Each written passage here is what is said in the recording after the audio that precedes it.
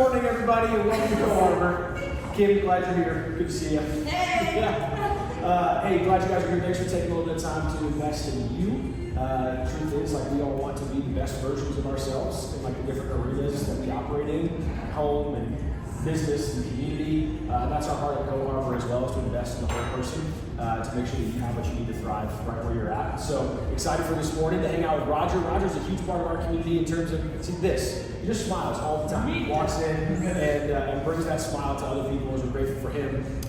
Roger is a manager over at Stretch Labs, owner of Metamorphic Synergies, an online platform for health and wellness living, and also the host of Come to Listen podcast. You're writing a book right now too, right? Yeah, which is pretty exciting, so don't steal his ideas, it's not published yet. But yeah, man, Roger, you ready to stretch us? 100%. All right, man, take it away. Yeah, and what we're going to go through today in like the format of everything is pretty much the foundations of the book, and it's the same tried and true stuff you'll see from any like reputable health and wellness source outside of all the gimmicky stuff. So I think that a lot of times people miss that the core stuff is the core stuff for a reason. It's what we should be focusing on, where the best results are. Anyways, yeah, let's all go ahead and stand up, get a little bit of space around you. Feel free to like film wherever it works, and we're just gonna move the body around a little bit. All right, first thing, everyone take a big sigh. Big inhale, full exhale. All right, do a couple shoulder rolls. Relax your head a little side to side. Look down, look up, rotate, turn around. Maybe a couple circles, keep them light. Don't need to get any self-imposed chiropractic adjustments today. Swing your arms around a little bit, relax the hands. Take a leg out, kick the other leg out. We're doing here getting blood flow, getting the fascia to release, getting the body moving. And now I'm gonna show you all a little bit of a warm-up that I like to do before exercise. This is a really quick thing you can do that'll balance out your body, and then it's a safer way to move and train beyond that. But when you get it'll be corrective now. So we're gonna work from the ground up. So first thing is put most of your weight into your left foot and kind of kickstand your right foot, or either, whatever works. Then just do a couple circles outward with that right ankle, and then go in the other direction inward, and then switch it out.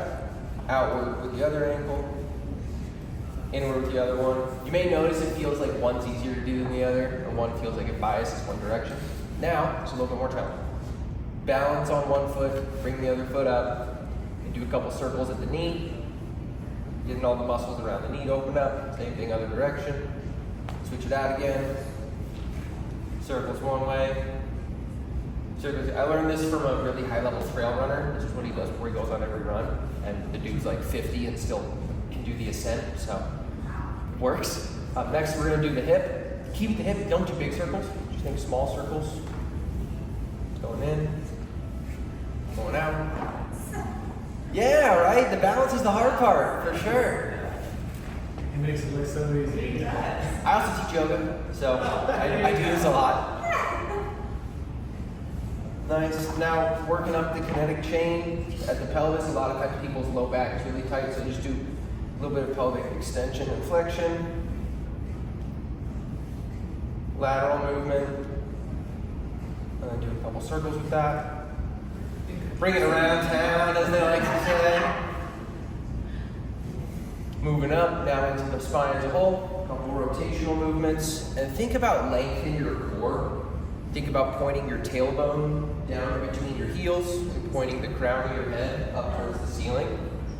Imagine you're like an inch taller than you think you are. Awesome. Last thing, a couple more arm swings, a little bit more space there. All right, take one more big sigh. All right, let's get into it. It sounds like what, 90 seconds, 2 minutes. Do that at the start of a meeting. You're gonna have a different meeting. Yeah, right? From now on.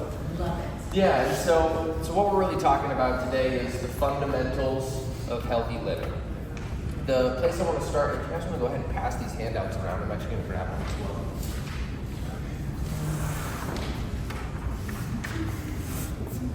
So first off, you see up top, shameless plug, the company's Metamorphic Synergies. I've got the Come to Listen podcast. It's available if you like video. It's on YouTube, audio, Spotify, and Apple. The Instagram's right there as well. If you want to connect on LinkedIn, I'm right there too. But the first spot I want us to stay for at least 2 minutes is just that question of why focus on health. Because at the end of the day, there is a certain amount of effort, of additional time that goes into taking care of our health. And so a lot of times that doesn't happen in our lives because we get busy, and it ultimately becomes a question of priorities and values, and understanding that, it doesn't have to be 15, 20 hours a week that we dedicate to it, but there is some version of time commitment. If everyone wants to just take, why don't we go around the room maybe, and people can say, like, what's one reason that they think would be important to focus on health? Start on either side.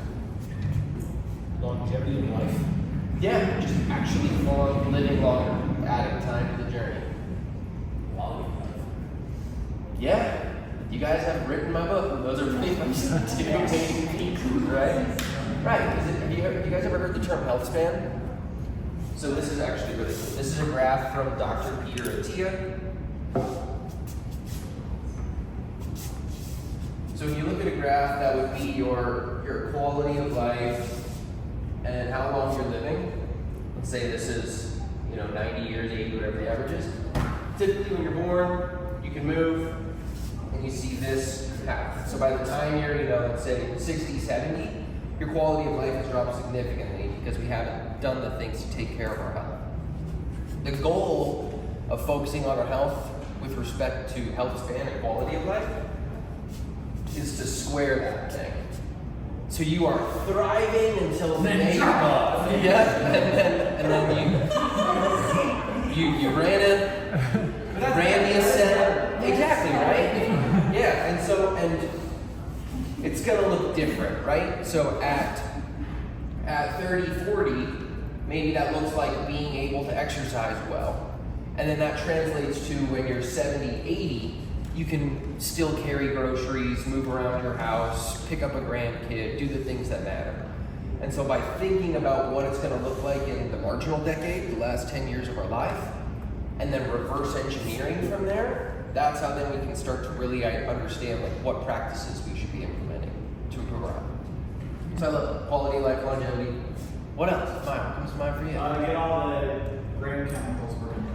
Yeah, 100%. Cognitive performance, being fully present. There's kind of a funny, mood. There's a funny meme about that where it's like, you do a morning workout so you're fully present, and then at 9 a.m. you're just totally dead and exhausted because you got up at 5 a.m. for a workout. So there's a balance there, right? But especially when we've built a healthy rhythm around taking care of our health, that's when those mood and energy level and cognitive performance benefits can really show up. More so than just doing it once and then for a day. Quinn, what do you think? Mine would be for my kids. So keep up with them and do things with them. Yeah, I love that. Yeah, so then the things in your life that matter. Right. And also teaching them, being a role model. Being a role model, hey, Debbie, do stuff, or just not just sit around and, watch TV and whatever. So. Right. Yeah, I feel like kids don't always grasp that, right? So that's where the just go outside, do your thing comes into play. Yeah. But yeah, the role model piece of it is really important too. Because when you're taking care of your own health, in every interaction that you have, people understand that that's where you're coming from. If you've done the work to take care of your health, people, on one hand, they see that you think more clearly about it. It's clearly something that you prioritize, and there's a consistency element to that, and there's a values element to that. What's up, gents? Welcome in. I love it. We got Vaughn and Carlos. Thanks for coming in, guys. What we're doing now is we're just going around, and everyone's giving some version of why health matters to them. So I'll let y'all think on that for a couple of minutes while we finish going around the room. But we've had some good. We've had longevity, quality of life, cognitive performance, both being able to stay active with your kids and being a role model for your kids.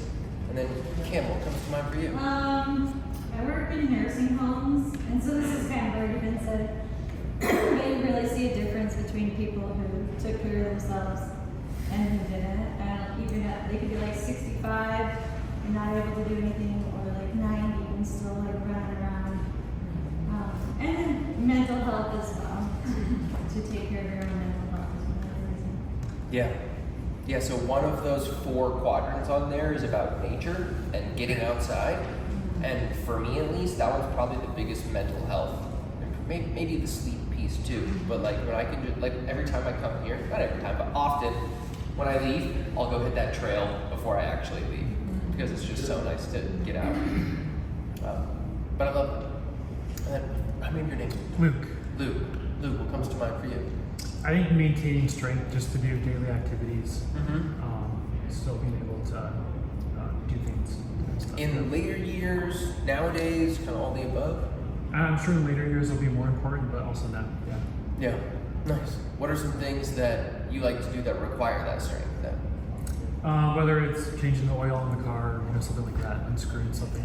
Yeah. Yeah. So this funny anecdote.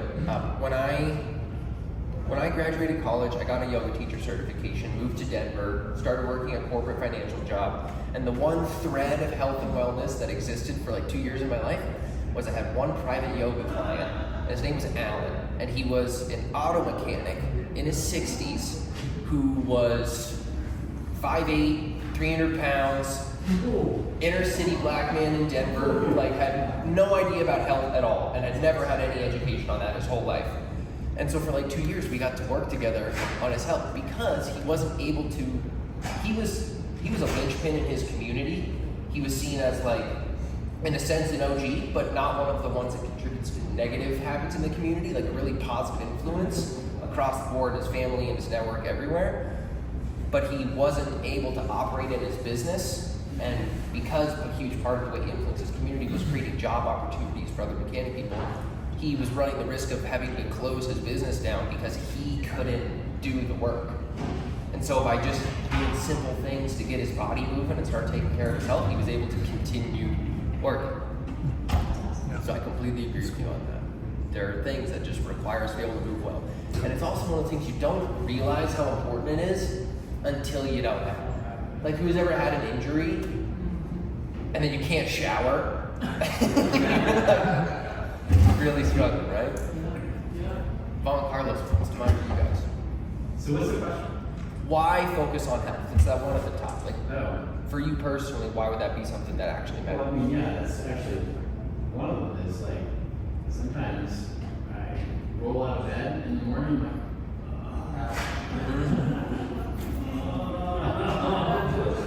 what happened? Did I get in a fight? Yeah. I don't want to do that for hopefully 4 years. Right. 35, 40 years. Yeah. Yeah. That's a long time, right? Totally. So yeah, I want to be active. I don't want those kinds of. I mean, obviously, we're always going to have to make some gains as we grow as we age. Yeah, I love that. Yeah, one of the things we touched on here at the beginning, this is a very like preschool version, is this quality of life curve or health span curve, where the quality of your life and how long you're living, normally we see this degrade over time when we don't focus on health. And so by the time we're 60s, 70s, we're really, there's not a lot of quality of life going on there. Versus if we can take care of our health, it's not going to be that we're still moving the same way we did when we were 30, 40, but it's going to feel a lot better at 70, 80, 90 than it does if we don't take care of it. And Peter Attia talks about health span. Exactly. And I really, really like that. So lifespan. Yeah. Lifespan. I want to be, vital in my 70s and 80s, and I don't want this 10, 15-year span where I wish I was dead. Yeah. 100%. And so y'all know that's the same name I mentioned. So why didn't you talk about that, Roger? I write him down. Dr. Peter Attia. He started as a traditional physician, made a pivot when he realized he was just helping people at the end of that journey as opposed to contributing to what was causing those problems in the first place. Recently wrote a book called Outlive, has a full 12-month online program that he guides people through, does all the blood work, all the crazy stuff. But the simple things are now what we're going to get into, and a lot of what's in these simple things is the same stuff that he'll charge someone $250,000 a year to recommend. So if y'all want to pay me $250K, feel free, but not required. But yeah, let's dive in. So the reason I wanted to start on why. Oh, hold on. No. You know what it is like? So I want to be able to do jiu-jitsu with my grandkids, and I want to be able to play soccer with my grandkids. And You want to be the grandfather that they're kind of scared of. yeah. Right, but like really loving. But like, so like I do jiu-jitsu pretty much every day, and you got these 20-year-olds that are like, they remind me how old I'm getting, right? Just because I don't have it like they do anymore with everything. So they humble me on a daily basis, but I want to be able to do that with my grandkids, right? I want to be able to teach them how to use it. No. I just want to be able to like still be able to roll around and go over my shoulder, go over my back, and like just do inverted type things. And so that's my goal. Honestly, truthfully, is like, hey, I want to be a flexible grandpa. Like, that's it. Yeah. I love that. And so to go back to the Peter Attia framework, he'll sit down with a client and get very specific like that, like all the way down to how do you want to move? Like what are the little things that you want to be able to do? And then the whole program is, okay, if at 80, I want to be able to roll over my left shoulder, what do I need to be training now, understanding that there's some natural degradation there? Where does my performance output need to be now to be able to do that? And so it's probably something like rolling like that with a 20-year-old you're bringing with you. So that's good stuff. And that translates directly into now we're going to jump into these buckets. So in each of these buckets, I want to take maybe 2-3 minutes and just kind of talk through the fundamentals.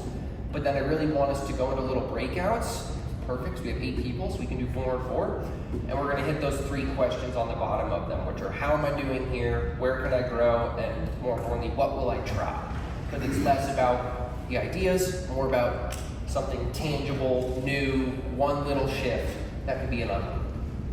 So for exercise, for me, and this is in line with the science, the most important things when it comes to exercise would be a combination of strength training, cardiovascular training, and movement training.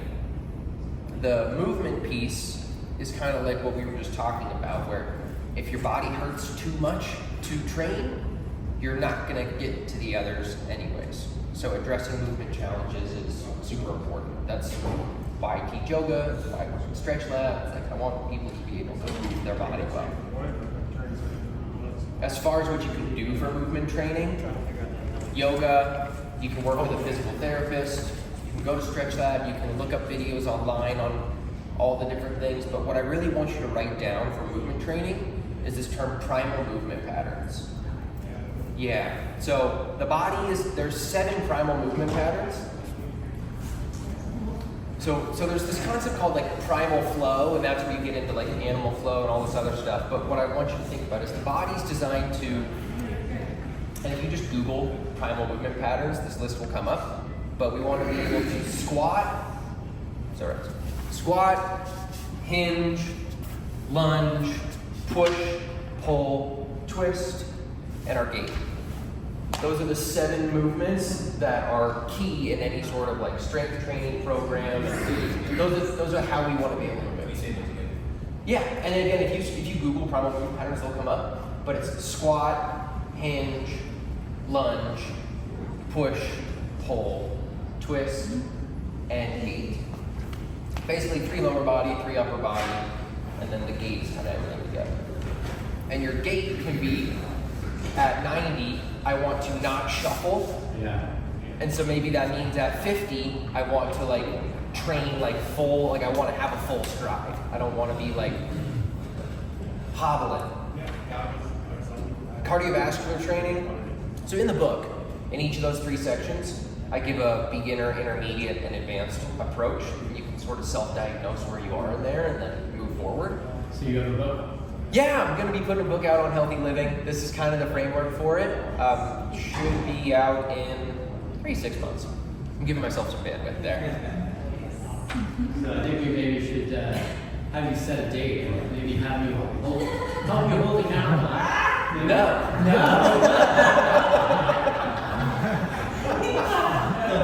I appreciate it, but it is a passion project for me, and it's something that, it's right there. It is like, the first draft is like 80% done. I will have a draft out. Maybe I'll put it out to the community and y'all can give me feedback on it. Honestly, we'd love to help you. I would love that. Yeah, but as far as setting a date, it's hard. I just have a lot of things going on. Josh has many things going on right now. So cardiovascular training, right? That's sort of a beginner, intermediate, advanced level. Easiest thing you can do for cardiovascular training is walk. Like just getting that circulation, getting that full body blood flow, getting the breath. If you're not walking, walk. There, you can count your steps if you'd like.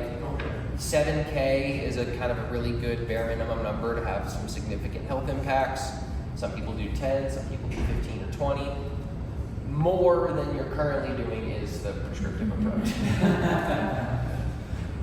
An intermediate version of that, right, would be some version of like zone 2 training. The easiest, so there's 5 zones of cardio. Zone 5 would be like max heart rate output for 60, 90 seconds. Zone 1 would be like walking. 2, there's a lot of research that's a great place to increase cardiovascular endurance. And the easiest way to think about zone 2 in your brain, Peter T talks about this.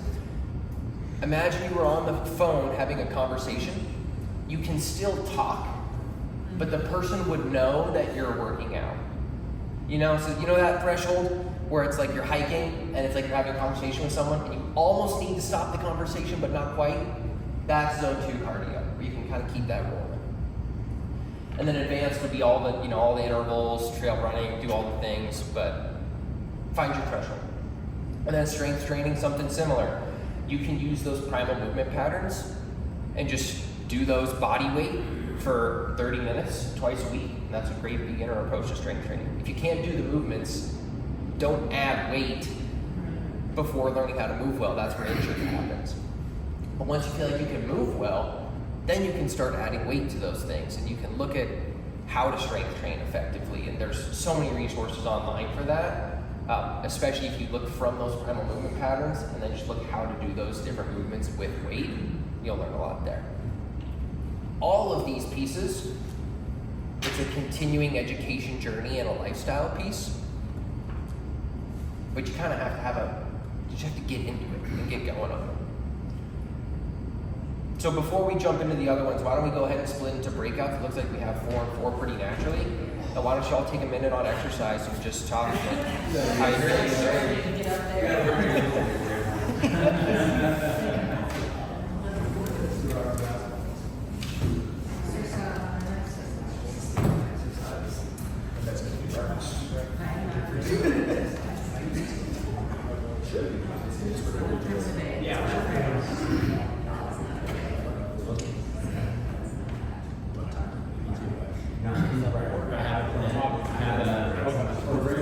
Every day I knew exactly what I could be doing. All right, we'll go for 4 minutes. Everyone's got a minute. I'll let you know when we're on. Like for instance on Monday.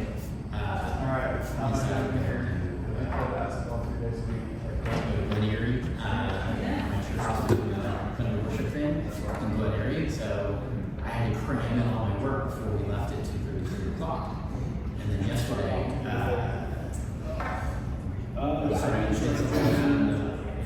various different things that they had to do, and I got my work done, but they didn't get anything else. Yeah. Today, you know, my birthdays, you know, and so I'm here, but then I'm a little person, you know, and so, you know, every single day there's something like that, right? So, 2 years of football, and so back to that, I don't know how you stop it. About what? So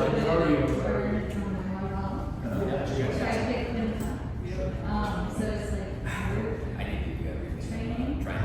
So it's a little bit more motivational because you have people there with you, obviously well, and I like to do things with them. So when I have somebody who's like expecting you to yes, that's a big one. that's a big one.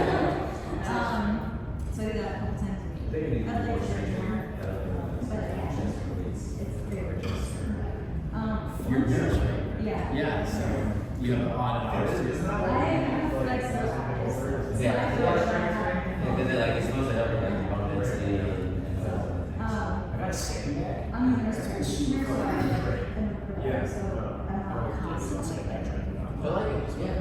Yeah, because like if you can train, there's Actually, actually Yeah. train natural movements. It can become natural But movements. one thing that we have started to do Going back to is it's easier. superior Are you used to that? is But weight training strength will train. Especially dinner, but really, I think it works it's quick supposed to switch. really help, like regulate and just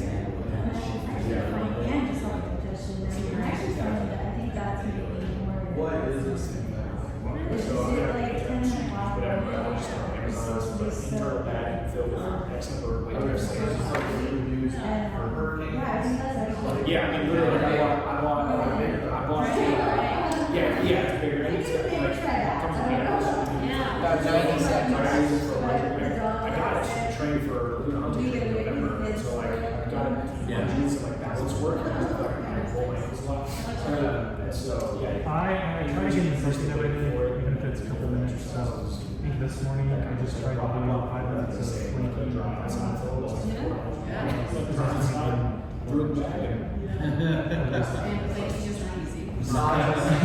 It was still a good workout. I was like shaking. You do a 5-minute plank. I had to really that was impressive. Then I would say you're fit if you did the 5 minutes. Yeah, so I heard that. Movement training. That's pretty good. Professional workout passion. What is it that you do? I'm running this. What I need to do more is stretching and Oh, great. We're building accountability laptops for kids. So but I know that obviously, some days Yeah. I should have just so we're building laptops that take a screenshot every day and kind of access it.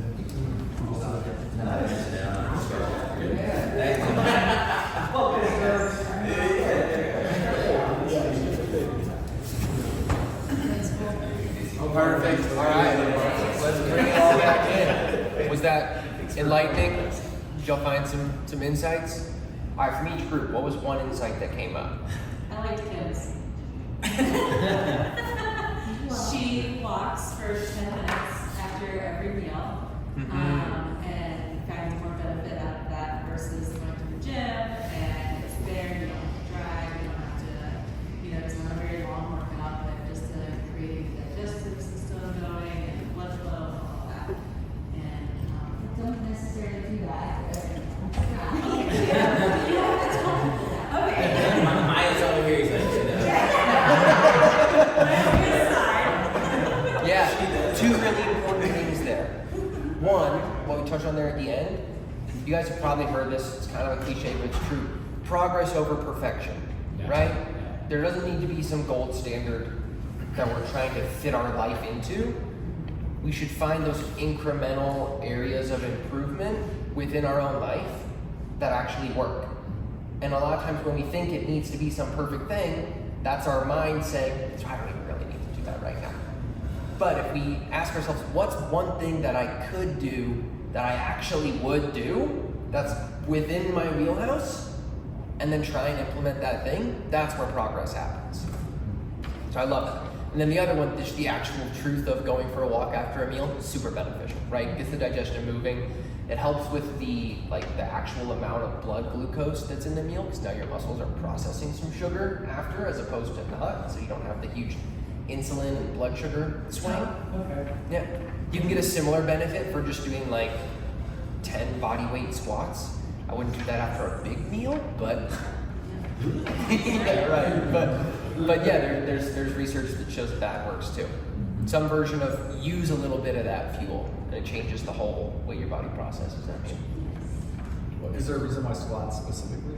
They just use big muscle groups. How about over here? All right, everybody, let's do squats.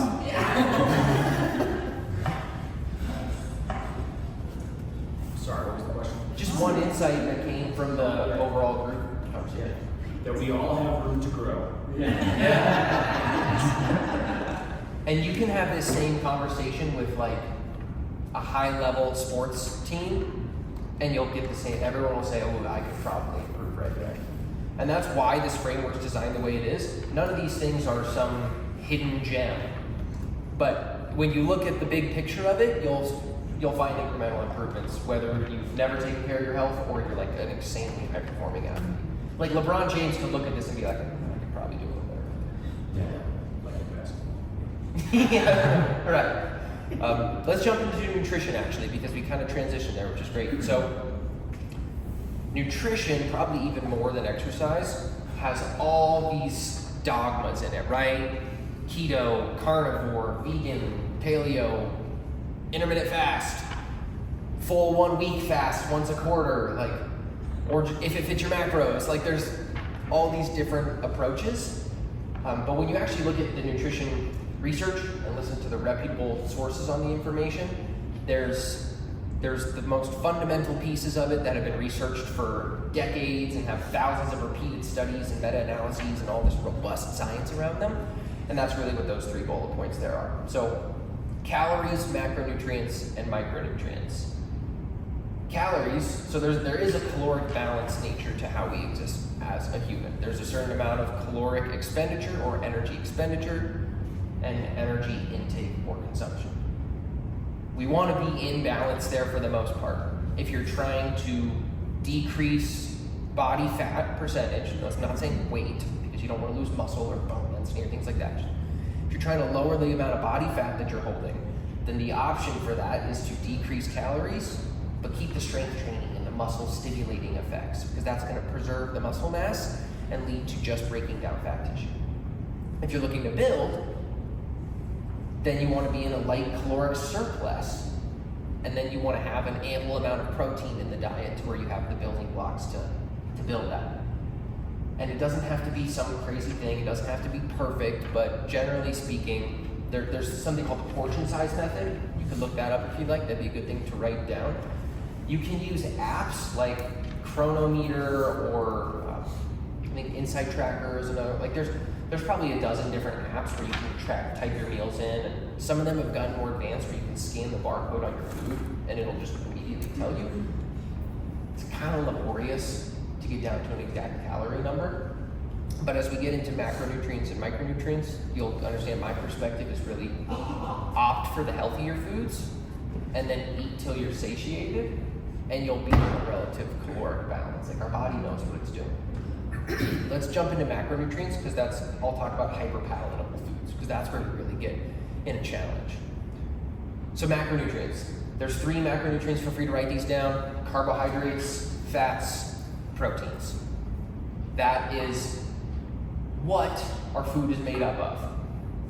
And macronutrients are what contribute to calories. So every protein has 4 calories per gram, every carbohydrate has 4 calories per gram, and every fat has 9 calories per gram, just because of the actual molecular structure of what it is. So if anyone's trying to tell you anything crazy about calories or macronutrients, that's the foundation of it. They're just different structures that are comprised of caloric energy, and then our body uses them in different ways. Common misconceptions around here. Who has heard that carbohydrates will kill you? Who's heard that fat will kill you? Who's heard that protein will kill you? All of us have heard bad things about all of these, right? The truth is our body needs all 3 of these different things. Protein is the building blocks. It breaks down to amino acids. There's a whole nother level of complexity here, which is our body has 20,000 genes, which based on our environment selectively create 400,000 different protein structures in our body. So there's a lot of uniqueness within the world of protein, but generally speaking, what matters is just getting a sufficient amount of it in our diet consistently. Kind of like exercise training, like the consistency of it is what really matters. There are target numbers, something like, you can Google these numbers, but it's like 0.8 to 1.2 grams of protein per desired pounds of lean body mass is I think like the pure gold standard number. Generally speaking, 100 to 150 grams of protein a day, if you can hit that consistently. It's a high number. Me. That's a lot. Drink it. Like breakfast, lunch, and dinner, and your snacks. You do. You want to have consistent protein. Here's another name you should write down. Her name is Dr. Gabrielle Lyon. Another board-certified MD physician that was at the end stage. I think she was a geriatric physician, and then saw the end state problems, wanted to contribute to the solution. And her whole thing is called muscle-centric medicine, because muscle is an endocrine organ, it's a metabolic organ, it's a longevity organ. And to have quality muscle on our body, we need two things. We need to stimulate it with strength training, and we need consistent protein intake. Those are the two things that signal in our body muscle protein synthesis. Go build muscle body. You need protein, you need some version of resistance training. She'll reframe it for you. Do you have a sense of like a balance between like natural and synthetic protein? Like what would you want to aim? My whole approach on this is get as much as you can from whole foods. Yeah. Okay. From natural, whole, the less processed, the better. Chicken. So yeah, so in the book, actually, I don't know if you guys have met April, who's been in here for a good amount. I worked with her as a health coaching client. She helped me build this tool. It's called the Meal Builder. I have a list of like 15 different proteins, carbs, fats, and sauces. And if you do the math, it's like, 15 or 20,000 different meal options you could create just based on mixing those things together. But yeah, basically you want to use whole foods, right? So beef, steak, eggs, turkey, chicken, Greek yogurt, seeds, protein shakes are a great solution. That's probably the one synthetic I really recommend would be just a plain old protein powder. If dairy works well in your body, milks, cheeses, yogurt in particular is awesome because it has the probiotics in it, it seems to digest a little better. Those are all adequate protein sources. And again, even all of the forefront scientists that used to think intermittent fasting was the key thing have pivoted their perspective to say a consistent protein intake really makes a sufficient difference in maintaining muscle on the body. Yeah. It's a protein Read man. this book now. It's coming. It's almost done. I got the whole structure. You just talked about it. And this will be recorded, and this will be put on the podcast as well. Yeah. Carbohydrates, the big thing here. This is also a good thing to write down. It's called the glycemic index. That's on a scale of 1 to 100, how quickly a food source of carbohydrate turns to sugar in your bloodstream. 100 is the index number of table sugar. Eat a tablespoon of table sugar, how quickly that's how quickly that will turn into blood sugar. When you were a kid, did you ever have those little cubes? Yeah. You put on your High-performing triathletes will use the goos. They want quick sugar in their bloodstream to avoid bonking. For us, I do that, I just don't run. right. The problem with high glycemic foods is big blood sugar, big insulin, low blood sugar, crash. By eating slower, lower glycemic foods, like some of the lowest ones are berries, actually, like raspberries and blueberries can have a really low glycemic index because of the fiber. The fiber structure that holds the sugar takes longer for your digestive system to break it down, so it gets into your bloodstream slower. But I would just Google list glycemic index, low glycemic index foods. Those are great ones to add in to get to a good calorie number. And then fats, fat is also one that's like, don't eat butter, eat only butter. Like it's all over the place. A well-balanced version. There's one fact that is guaranteed true, which is having some version of like a fish oil supplement, krill oil, cod liver oil, salmon oil, whatever it is. So there's saturated, monounsaturated, and polyunsaturated fats. That's how the whole thing breaks down. Within the mono and polyunsaturated, that's where your olive oils, your avocado oils, even some seed oils, which again, that's another contentious one. Research is mixed on that. Fish oil supplements guaranteed to be good for your brain, good for your body, good for your heart. Add those ones in. And then micronutrients, and that's kind of what we're transitioning into now. So the macros were the protein, fats, carbs. There's some nuance in there, but generally speaking, get enough protein and then get good whole food sources for your fats and your carbohydrates to build healthy meals that get you at a good caloric amount or have you feeling satiated. If you eat enough well-rounded, healthy food, you won't have as much craving filling with the sweet stuff because they're hyper-palatable. They combine fat, sugar, and salt, and they avoid the protein and the fiber and the micronutrients. And so it's delicious, but it doesn't satiate. Your body's not getting anything that it needs, and so you continue to eat more. And then the marketers know that, and so then that's what they sell you, and they put it in the colorful packaging that makes it awesome. That's how they get you. So then micronutrients, right? the fundamentals of micronutrients are vitamins and minerals. There's way more than that. You know, there's all the different phytonutrients, all the adaptogens, like ashwagandha for stress, all the herbal remedies. There's so much in there that is awesome, and you can look all that up. But vitamins and minerals are key elements for our body's immune function, for building healthy cells, for detoxification, for metabolism. We need vitamins A, D, E, K, B, C, all the things. And the simplest way to hit those well, to go back to your earlier question, is a well-varied diet of whole foods. So fruits and vegetables are probably going to be your best sources. And meat, in particular red meat, is like one of the best sources for vitamin and mineral content. I just finished a health coach certification a couple months ago, and went through the nutrition section. It goes through every key micronutrient and then gives you foods that are best for them. The most common food that was best across all these different nutrients was red meat. Yeah, it has so many vitamins and minerals that are vitally important. Like, so iron, for example, is really key when we kind of need it. It's in all of our red blood cells. Plant iron is what's called non-heme, meaning it's not in a hemoglobin structure, and we absorb like 5% of that. Versus heme iron, which is what's in red meat, we absorb like 95% of that. So there's a lot of nutrients that come in the meat. On that topic of meat, the leaner meats are going to have more protein, more vitamins, less saturated fat, and that's going to be better in the long run. So lean red meat. Yeah, lean red meat is great. So where do you find, and like, I have kids, I have a family, my husband can't have a ton of red meat because he had a heart attack and has to Yeah. sit and all of that. Yeah. So, like, the substitutions of that, like, we do eat chicken. He is so done with chicken, and like, but I don't want him to fish, so I can't bring in like salmon.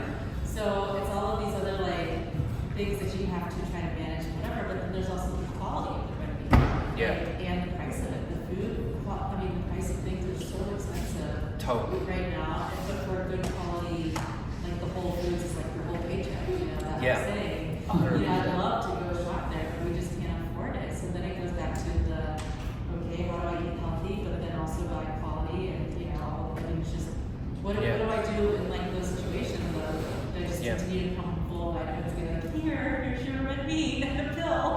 You know, Yeah. like, I don't know. Yeah, So right. that's where I struggle with like finding nutritional levels of things. For both of us. 100%. Because I need the iron right now, the older that I get. Yeah. Because my hemoglobin is low because of the iron process of it. Yeah. But he can't have a ton of red meat. So, Yeah. sorry, I didn't mean to like. No, you are throw spot it on. out, That's but- kind of the core question, Yeah. right? Because when you have dietary restriction, first off, consulting with a dietitian on that type of question could yield a lot of benefit. Like a 1-hour conversation there could end you up with an actual meal plan for your family. That's something you can go to the grocery store with and make work. Okay. You're better off getting, this might be kind of, you're better off getting a cheaper meat that's leaner than necessarily going to the Whole Foods like deli area and getting whatever steak they have there. There are some companies that do like farm direct to consumer, and so you can cut out some middlemen there and get quality at a relatively inexpensive price compared to that Whole Foods option. Yeah. They're same thing with protein supplements. Some of them are $70 for 20 servings. Other times you can get some that are like maybe $1 to $2 a serving, and then so trying to find those options Yeah. are more helpful. The Greek yogurt is probably my one other major go-to. Yeah. So I spent 9 months as a vegan back in college because I was on the train thinking that meat was killing everyone. Yeah. I grew up in Boulder. It happens. And I did 1 to 2 protein shakes a day. I wouldn't recommend 2. Gut was not a fan of that. Nuts, seeds, the Greek yogurt's a big unlock. Dairy if you can do it. I'm trying to think of some other key sources. Another thing with the chicken is like try a bunch of different sauce options and different ways of preparing it.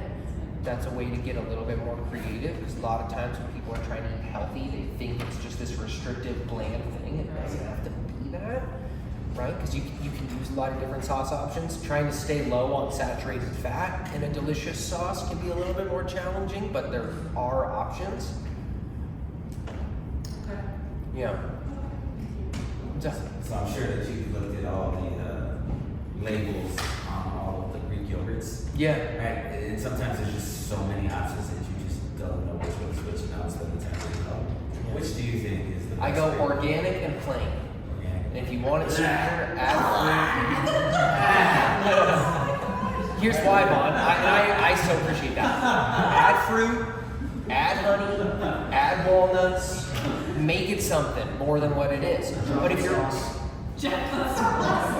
quite, but you're on the right track. I would rather you add honey than buy one that already has sugar in it. Because usually they're using just pure table sugar in there. At least with honey, there's like some version of an immune benefit that kind of goes on there. Right. I got a blueberry scoop. Very healthy up here. Everybody. And that's so right. Progress and on the margin, right? That's a lot better than if it was like from just like the Walmart snack aisle and the list of ingredients is 40 and 38 of them are preservatives and dyes. Yes. It's supporting a local community, right? Supporting local business. Like there's so much good beyond just the health aspect of it. We don't want to lose. On that same note, food is cultural. Food is community. Food is more than just the X's and O's of nutrition. Don't lose what you love around food because you're trying to eat healthy. Find the margin. Find where you can still go to the restaurant, but maybe find a little healthier option and maybe don't do the dessert or split the dessert. Like there's options there. On the margin. What's your take on like wild game as like a It's great. Yeah. So I've lived on a couple ranches. I've raised some animals. The classic thing is the feed out period, where you just try and fatten the meat up because it's sweeter and fattier. That's just sugar and fat toxins in the meat. Wild game, generally speaking, is much leaner meat, and that's way more beneficial because it has less fat. It's higher. It's protein and nutrients. It's practically a protein multivitamin. So I love it. Good job. Get out Yeah. hunting. Get out hunt. And that actually is perfect because I think this has been the equivalent of what would be a breakout for nutrition, and that'll tie us into nature well, so we can go there. Because what I love about that, the reason the reason my business is named Metamorphic Synergies, if you break that name down, there are synergies that we can find that cultivate metamorphosis. They help us change and grow and transform into who we can really be. That is a synergy of exercise, nutrition, nature, reverence for life, community, being able to share food with others. There's so much good that happens in that one endeavor. And those are the unlocks, right? So it's like if going to the gym means you can't spend time with your family, but you can get a workout at home where you can do that, and then it becomes you're more of a role model with it. Maybe that's the synergy that's better for your overall impact and quality of life. Find those things. Right? That's why I can't jump And you can bring the crew. Like one of the things I love to do is like I would love to be able to just like go for a trail run, but I'd rather go get my dogs outside and go with my wife, my brother-in-law, and the family. So I might not get as good of a cardiovascular event, but it's overall better. So you make it in. All right, let's jump into nature. Any more questions on nutrition? I know it's a big one. I'm happy to spend more time there, but then we can jump in. So sugar's bad. Yeah, pretty much. All right, we got 7 minutes, so I'm going to set a timer for myself because I don't want to be respectful of y'all. So, all right, put me for 4 minutes. Yeah, thank you. All right, nature. I break this down into 3 buckets of how much time you're spending over what frequency.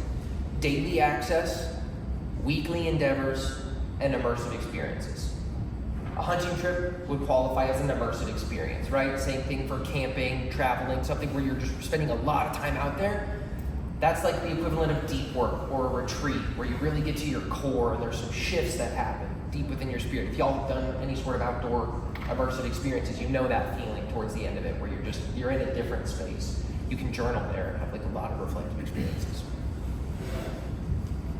The benefits of nature, there's mental and physical benefits. On the physical side, because the mental piece, I think you all kind of get it. Physical, and this is all in the book, but you can write these pieces down.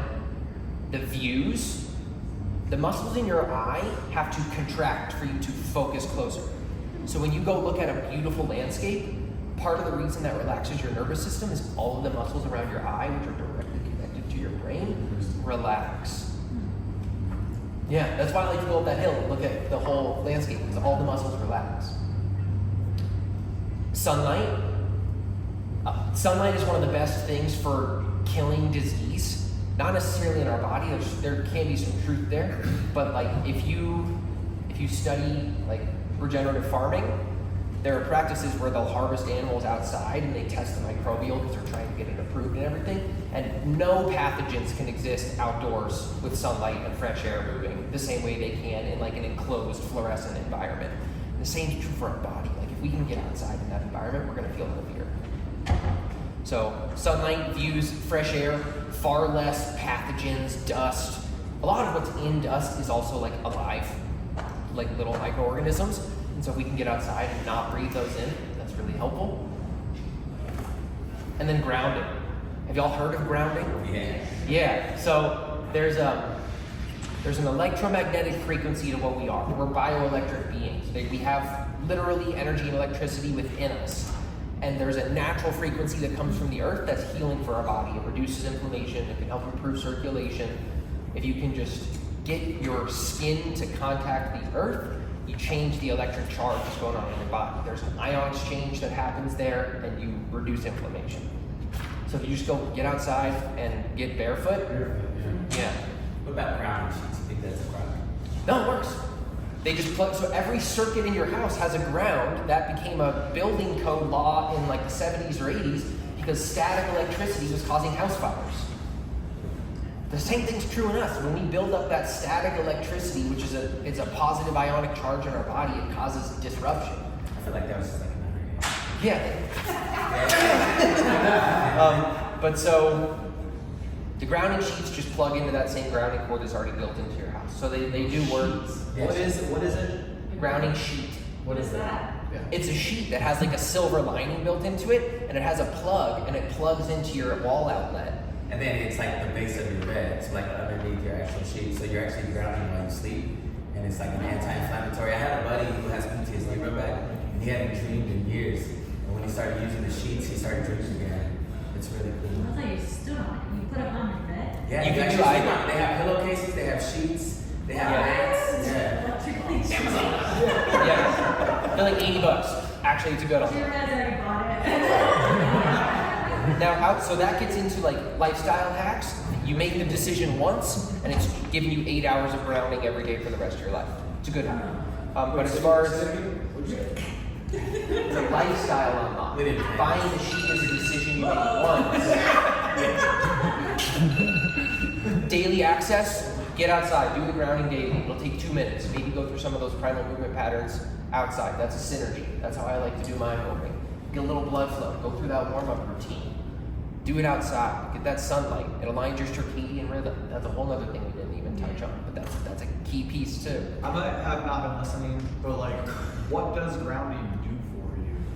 Your body has electricity in it. Your heart has an electromagnetic field. You should see it. Here's the fundamental straight from Einstein. Every circuit perpendicular to that circuit is an electromagnetic field. Every electrical current has an electromagnetic field. Your body, your nervous system is electric. That's what it is at its core. Perpendicular to your nervous system. So the whole field around your nervous system is your electromagnetic field. This is researched. Your heart has an electromagnetic field that spans, I think it's like 22 feet or something like that. You have a huge electromagnetic field. We are bioelectric organisms. That's the truth, the scientific reality of how our body functions. Yeah, it's vibes. Yeah. Good vibes only. So what does grounding do? Reduces inflammation. I would Google it more. Gets rid of the negatives. Because I want to be mindful of you all the That's time. fine. I would look it up. There's a whole documentary on it. It's called The Grounding Movie or something like that. Weekly endeavor. Say what, I'll sleep over? Get on the grounding sheet. A weekly endeavor could be a hike. It can be a long walk. Just do something where for a couple hours you're outside. It'll reset your mental perspective. It'll get you outside consistently. That's helpful. And since we're talking a lot about the sheets piece, this is perfect. Let's jump into rest to finish off. Yes. So the biggest thing with rest is rhythms and habits. And these synergies that you're finding, the key thing, and this is a whole section of the book, but I want you to think about this at home too, build it into your rhythms. If your morning routine is wake up, coffee, maybe make it wake up, water, coffee, drink the coffee outside. It becomes a rhythm. Build on top of the habits you already have ingrained in your subconscious mind. It makes it more effective. Get to bed earlier. If it's not possible, it's not possible. Where can it happen on the margin, right? Maybe it's one day a week that it works.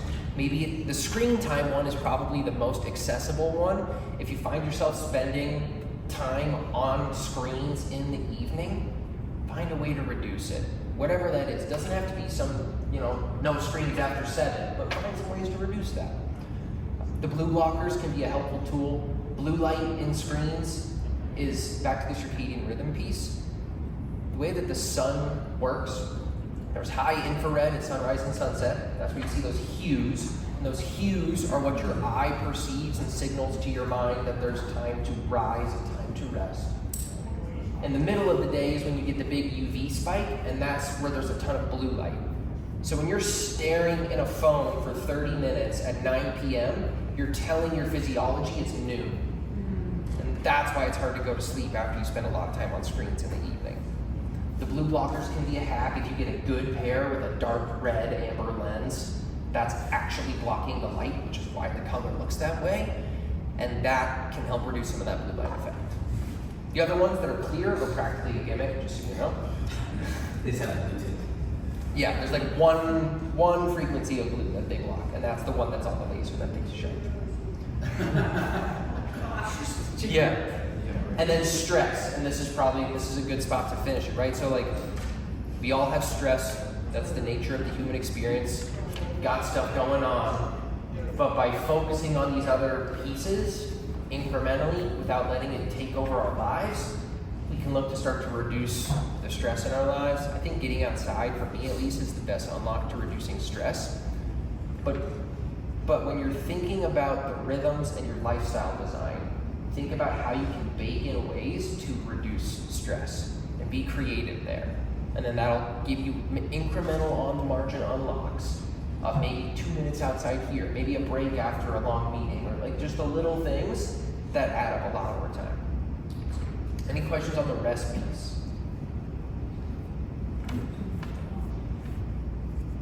And there's more you can do. Like if you try and eat dinner not right before you go to bed, that can help. Consistency with the times that you go to bed and rise, that teaches your physiology the rhythm over time. If you really struggle to get to bed early, put everything away, sit in your bed for 90 minutes, not asleep, set your alarm earlier, do that for 3 days, and it'll change. I've heard, I'm not challenging that at all, but I've heard that like lying in bed not being able to fall asleep is actually like bad for your ability to do that. What would you say to that? Another good name to look up is Dr. Matthew Walker, sleep scientist, been on the whole health podcast circuit, probably 100 hours. Yep, 100%. Huberman's also great about sleep. She talks a lot about the light effects. He's a researcher on. Yeah, exactly. If it helps you to get up and go for a walk, that's fine. The problem is most people take that as an excuse to get on their device. That's the. Don't do that. If it helps you to get up, go do some things, do some dishes, clean the place up, do your laundry, and then get back into bed, that works. But there is something to be said. There's research that was done, I think it was Huberman that talked about it, where it's like if you just set your alarm early and put yourself in your bed earlier at night, you will line up to that. Yeah. Any questions as far as like holistic lifestyle picture, finding those incremental ways to work this stuff in. Sounds like a recipe for marital disaster. Yeah. In terms of sleep, I mean, our sleep patterns as a couple are different. I go to bed earlier than she does. I get up way earlier than she does. You know, and it's almost to the point where we're thinking of having separate rooms. You know, or at least I don't know. Keep waking me up. Totally. My wife's getting her master's in counseling right now. She does online school till midnight or 1. She sleeps till like 8 or 9. I'm more the flip of that, you know? Bed at 8 and 9, wake up somewhere between 5 and 7. Yeah. So how do you do that? I'm only 1 year in. I can't tell you. My wife and I have always had like kind of, I'm a night person, right? So I'll stay really late. And I really just, I think it depends on like sensitivity, and it depends on like the other person. So like, for a while I would kind of like come in and like stomp around and be like really loud. I'm just trying to get to bed, right? And she's a heavy sleeper, but as she got older, she started becoming less of a heavy sleeper. So it's really just like, hey, I'm gonna do everything by like flashlight or like kind of just being quiet. And that was something that worked for us, is just being really, really considerate, making sure that like blackout curtains and all the things that would keep you, maybe even earplugs, sleep masks, White noise, all those things kind of help not focus on the noise that they're making unintentionally or intentionally. And some of those things do. So I say try all those before, because there is a like a stress relief that comes from sleeping with CoHarbor, right? And then there's like a heart synergy, all that stuff. Yeah. For the person who goes to bed earlier, an eye mask resolves the whole light issue thing. That's at least what works for me. White noise, we go really big on that. Right? So we have a humidifier that is making noise, purifier that's making noise, and a fan that's making noise. So it is just really hard to hear it. Like when you're asleep, you don't pick up on the little things. And cold, being cold. Temperature makes a big difference. It's been well researched. Matthew Walker talks a ton about that. All the way down to like 63 degrees, you see incremental benefits. But find something that's comfortable for you. Yeah. 63 degrees. Let's go. Yeah, right. And something that doesn't cause marital dysfunction. Who's a partner? Don't worry, I've got your 20 below sleeping bag already tucked in with the comforter. You'll be fine. What's your take on cold plunging? Yeah, that's a hot take. On that note, within the book, within exercise, there's a section on recovery modalities. I do think there is benefit to cold therapy, to reducing inflammation, things like that. The biggest research benefit is a prolonged increase in dopamine. So like you can do cold in the morning, and for about 5 hours after that, you just have a steady level increase in dopamine, which is helpful for focus, cognitive performance, and all those things. I think it's one of those things that the marketers got a hold of, and went way beyond what the actual benefits are. It doesn't burn 500 calories to What's jump. brain fat? Brown fat. Brown fat. Is there green fat too? Oh, that's great matter. Anyways, what's brown fat? Yeah, white fat, brown fat. It's the amount of like metabolic activity that happens within fat tissue, and there is something to be said about how you can adapt fat to have more metabolic activity through cold exposure. Another great name, Dr. Lane Norton. He's a PhD nutritionist that's also a world-class strength trainer or powerlifter, and he debunks a lot of things. That's kind of his main thing, is debunking these fringe elements. And you're far better off investing in a personal trainer than you are a cold plunge. You'll see more long-term benefit if you're going to invest thousands of dollars in something.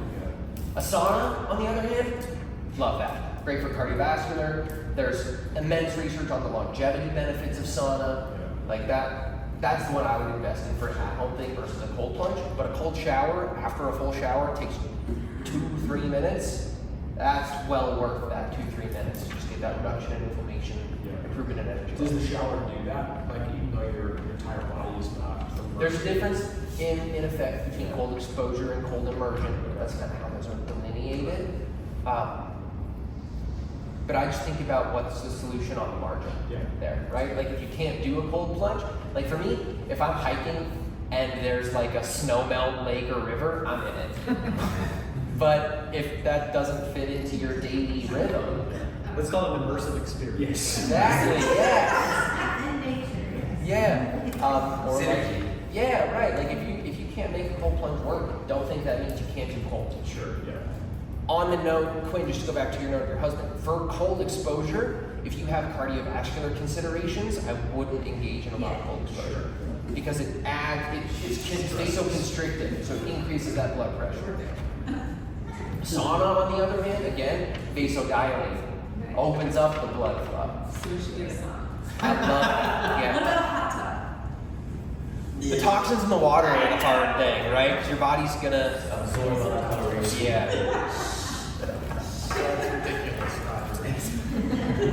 It's still, but okay, so everything has cost benefits, right? So like on the nutrition side, with the micronutrients, I'd rather people eat non-organic fruits and vegetables than not eat fruits and vegetables, and that's research.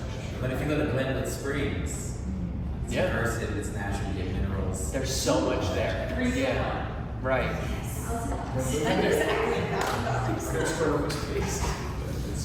Roger, you're awesome. This is Thank you, bro. amazing. Appreciate it. All right, thank you all for coming.